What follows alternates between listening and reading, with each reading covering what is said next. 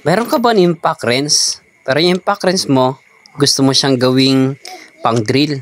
Kung gusto mo magkalikot sa bahay, may nabibili pala sa TikTok. Kagaya niyang binili namin na extension para magamit siya pang drill. Kaya tara na at magkalikot sa ating mga bahay. Guys, baon na siya guys. Oh. Okay, let's go. Alright. Paangas. Ayan.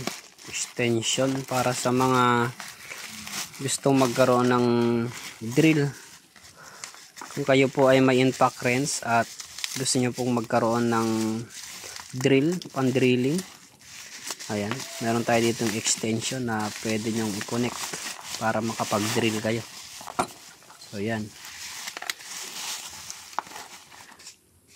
balak sana namin bumili ng ibang pang drill kasi impact wrench yung gamit natin.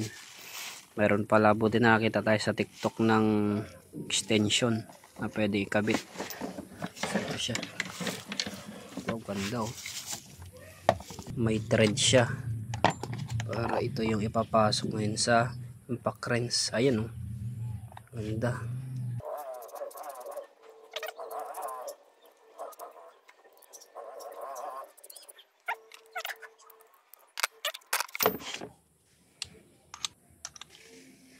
Yun.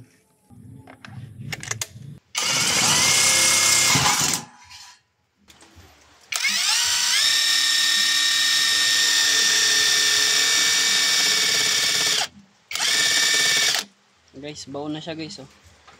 Then, reverse naman tayo. Go. Alright. Paangas.